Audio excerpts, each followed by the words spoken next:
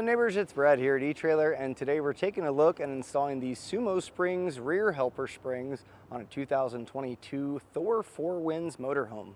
A jounce bumper replacement is one of the quickest and easiest ways to really get a better handling vehicle, especially when you're loaded down either pulling a trailer or having a heavy load. And the reason being is it closes up the gap where normally your factory jounce bumper would be and the axle. So normally for it to bottom out on the factory jounce means that it's going to have to squat quite a bit. And throughout that process, squat is going to translate to less steering feel, less braking, and overall just kind of feel like the vehicle is going to struggle to handle the load, where adding a jounce bumper replacement is going to fill that void and give you back the steering feel, the braking, and it's going to keep your suspension in the back from being overworked. And it's progressive, which is cool. So as it's making contact already with the axle, it's going to be a nice soft absorption of the bumps. But as you add more weight, it's going to progressively fight against that. So as you get a heavier load capacity, the more it's going to fight against that. Now this is rated at 2,800 pounds. It's not going to give you any added capacity, but it's meant to support that weight. It's also going to fight against sway, which is a huge thing when it comes to something down the road like this, where wind gusts are going to move it all around. With this closed up on that gap, it's not really going to allow that body to twist around as much, and it's going to bring down the body roll in general. You're going to get a little bit better steering feel out the gate, and it's going to give it a little bit sportier of handling in a good way.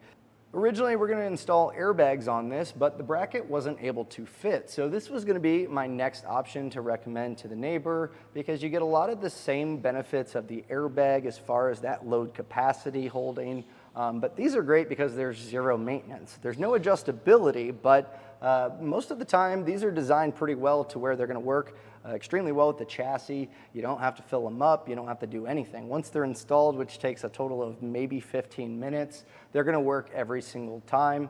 And I think overall you're going to be happy with the transformation that it does to your vehicle. Long term, these hold up to weather great, all kinds of temperatures, all kinds of road grime chemicals that you can throw at it. This will be able to handle that no problem. So once they're installed, you get peace of mind and a better experience every single time. So for those of you that are doing this installation at home or in your garage, this is a nice easy one, but I'm going to walk you through the steps to make sure you get it installed.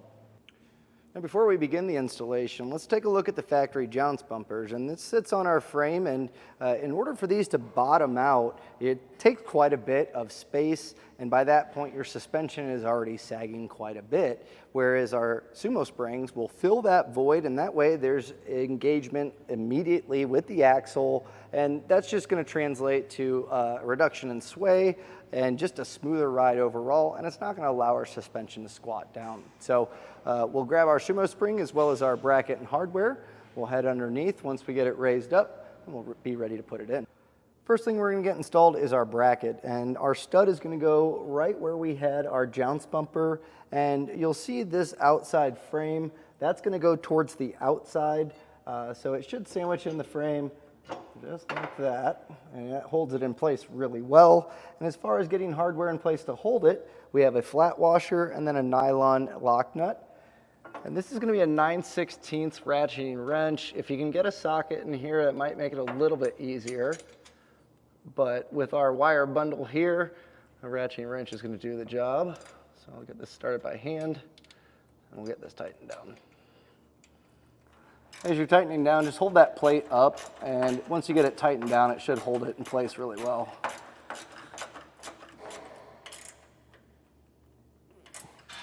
If you haven't raised your vehicle up enough, you're going to want to make sure that you have a space for that SumoSpring to slide in. Now at this point, you want to decide if you want to use the spacer or not, and this is just going to fill that void up even more, so you'll get quicker engagement. On ours today, I really don't think we need it because the gap is pretty well set up for this to sit right in there. Based on if you're using that spacer or not depends on which serrated flange bolt you're going to be using.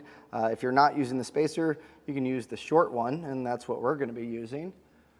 And we're just going to raise our Sumo in place. So if you haven't raised it up enough for this to slide in, go ahead and do that.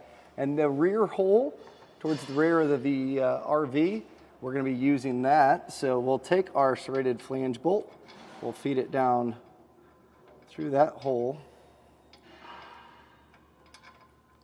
And then I'm going to get this started on the top of our Sumo where it's threaded.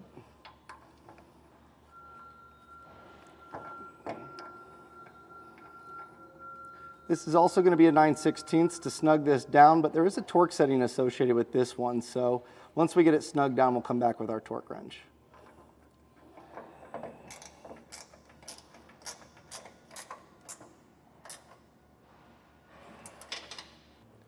Torque settings are going to be found in the instruction manual, and the reason I'm using a crow's foot attachment is to gain access to that. A socket is going to probably be too tight between this and the frame rail. The torque setting is relatively low, and even with my crow's foot attachment, I think I'm going to struggle to be able to get that in place. So what I would suggest in this part, I don't really have any tools to be able to get this torque down properly, but I'm going to just take my ratcheting wrench and give it a nice hand tight. You don't need to get crazy here because the torque setting is relatively low, but if I don't have a crow's foot attachment that's going to work, you may not at home as well. The main thing is we are getting it snug.